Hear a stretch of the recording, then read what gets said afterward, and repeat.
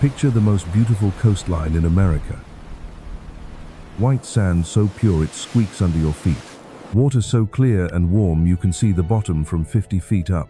Sunsets that look like someone spilled orange paint across the entire Gulf. Now picture that coastline almost completely empty. Not empty like a quiet beach on a Tuesday morning. Empty like a place that society quietly decided wasn't worth living in. This is the Gulf Coast of Mississippi, Alabama, and the forgotten edge of Florida. And the reason almost nobody permanently lives here isn't what you think. Welcome back, everyone.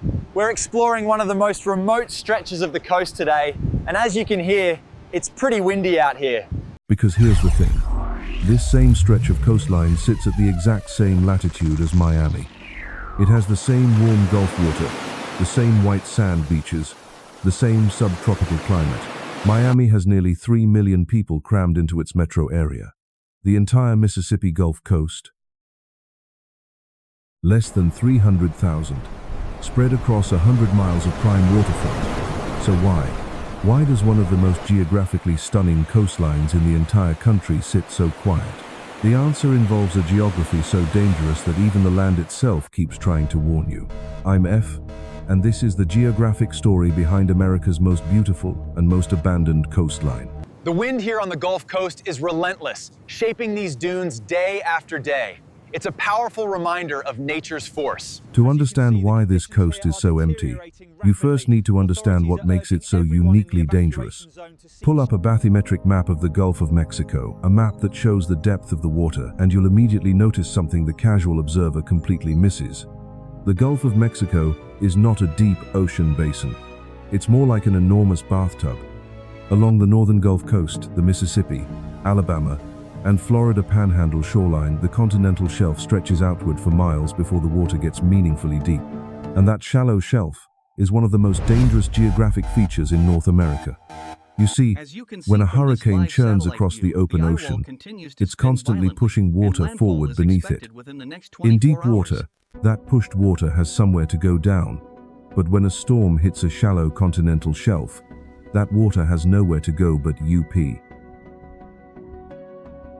This is called storm surge, and on the northern Gulf Coast, with its massive shallow shelf, storm surge doesn't arrive like a crashing wave.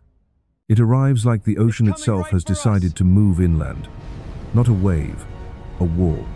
During Hurricane Katrina in 2005, the storm surge along the Mississippi coast reached 28 feet. 28 feet of ocean water moving at speed across what is essentially flat, low-lying land with almost nowhere to drain. To picture that stand in a standard room, the ceiling above your head is 8 or 9 feet. Now imagine the ocean stacked nearly 3 of those rooms high, moving inland at highway speed, carrying everything in its path. That is the geography that anyone who chooses to live here is accepting as part of the deal. Despite the serene appearance today, this beach holds secrets of ancient tides, reminding us of nature's profound and enduring cycle. But the danger doesn't start and end with storms. The physical geography of this coastline creates problems even in complete calm. Look at a satellite image of this stretch of coast, and you notice immediately that the line between land and water here is more like a suggestion than a boundary. The coastline is a labyrinth of barrier islands, tidal marshes, estuaries, and river deltas. The Pascagoula River, one of the last undammed rivers in the American South, spills into the Gulf here, spreading its sediment across a coastal plain that sits only inches above sea level in many places. And unlike the high limestone rock that gives Miami Beach its foundation, or the hard bedrock that anchors the Virginia coast, the soil here is soft marine sediment and compressible clay. You see, the land on this coast doesn't just flood during storms, it's actively sinking. As the sediment deposited by rivers slowly compacts under its own weight, the land subsides slowly, relentlessly, measurably. Parts of the Mississippi Gulf Coast are losing elevation at a rate of nearly ½ an inch per year. And as the land sinks, sea level is simultaneously rising. These twin forces, subsidence from below and sea level rise from above, mean that the window of livability on this coast is not just dangerous today. It is geometrically narrowing every single decade. Now you might be thinking, okay, it's dangerous, but so is Miami, so is New Orleans, so is Houston. People build massive cities on dangerous coastlines all the time. So why didn't they here? What specifically happened on this particular stretch of coast that convinced an entire civilization to quietly give up on it? The answer starts nearly 300 years ago, and it ends with one single storm that rewrote the geography of an entire region. Long before European explorers arrived, the indigenous people of this coast had already worked out the geography. The Biloxi, the Pascagoula, and the Choctaw people didn't build permanent dense settlements directly on the shoreline. They understood, as people who had lived through centuries of Gulf storms, that the coast was a place to use, not a place to anchor your civilization. But in 1699, the French arrived and ignored that 1,000 years of local knowledge entirely. The explorer Pierre Lemoyne d'Iberville sailed into the shallow Gulf and established the first European settlement in the entire Mississippi River Valley right here at a place he named Old Biloxi, near modern-day Ocean Springs, Mississippi. For a brief, strange moment, this stretch of coast was the capital of French Louisiana, the administrative center of a colonial empire that theoretically controlled the heart of North America. But the geography quickly made the French pay for that arrogance. The coast was plagued by storms.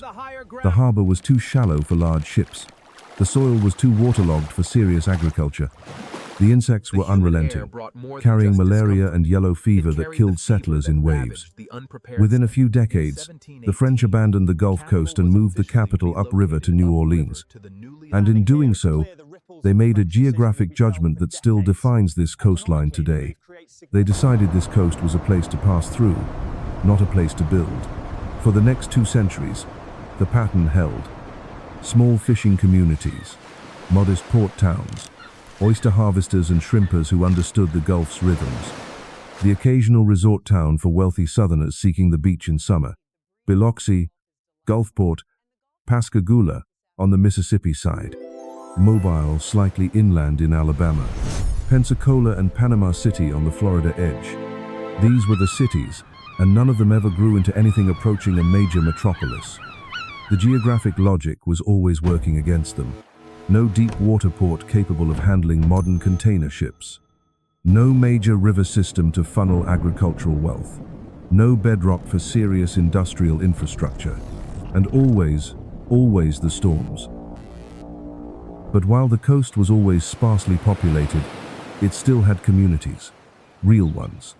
Bay St. Louis, Mississippi, Pass Christian, Long Beach, Waveland. These were places with history, with character, with generations of families who had learned to live alongside the Gulf's danger. And then came August 29th, 2005. Hurricane Katrina made landfall near the Louisiana-Mississippi border as a Category 4 storm. Most people remember Katrina as the disaster that flooded New Orleans. But the geographic reality is that the Mississippi Gulf Coast took the direct hit. The cities of Waveland and Bay St. Louis sat almost precisely at the point of maximum storm surge impact.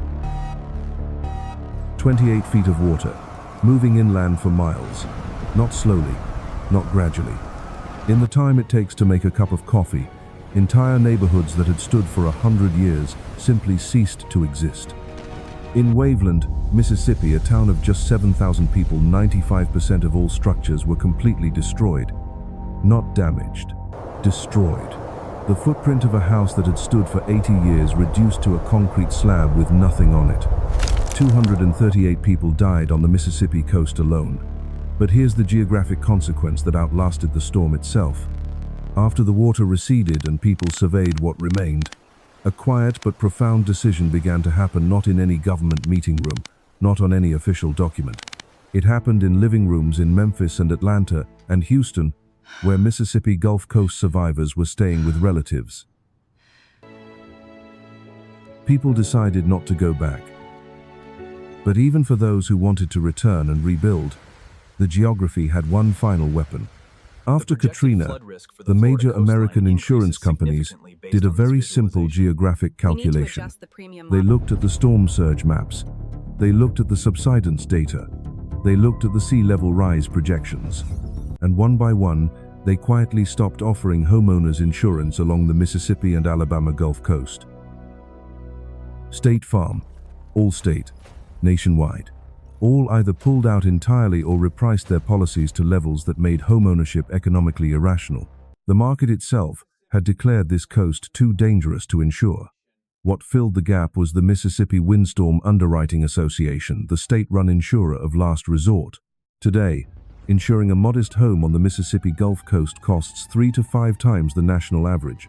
For a $200,000 house, annual insurance premiums can exceed $8,000 to $12,000 per year. You see, this is how geography ultimately controls human settlement, not always through direct destruction, but through economic exclusion. The coast doesn't have to physically prevent you from moving here. It just has to make the financial math so punishing that only the desperate or the deeply stubborn will try. And so the emptiness compounds. No population means no economic base. No economic base means no major employers. No major employers means no reason for anyone new to come. The Gulf Coast of Mississippi, Alabama, and the Florida Panhandle sits in a geographic trap that gets slightly tighter every single year. Here's the thing about this coastline that I keep coming back to. The changes we're witnessing are irreversible if we don't act now. The beauty is real. The white sand of the Florida Panhandle, the Emerald Coast they call it, is genuinely among the finest beach geography in the world. The water off the Alabama shore is warm and clear and teeming with marine life. The sunsets over the Mississippi Sound are legitimately spectacular, and none of that matters. Because geography doesn't reward beauty. It rewards safety. It rewards stability. It rewards the kind of ground that won't be underwater in 20 years. And on this particular stretch of American coast, that ground simply doesn't exist. The indigenous people who lived here first understood that. The French who briefly tried to build an empire here understood that. The insurance companies who quietly left understood that. And increasingly, the people who once called this coast home are beginning to understand it too. America's most beautiful coastline, its most dangerous, and its most empty for a reason. This week over on my travel channel, I'm standing on one of these empty stretches of Gulf Coast watching where a neighborhood used to be. If you want to see what this emptiness actually looks like on the ground, come join me over there. And if you want to understand why Louisiana right next door faces an even more extreme version of this same geographic problem, check out that video right here. Thanks for watching. See you next time. The Gulf Coast isn't the only American coastline geography is quietly winning against. This one might actually surprise you.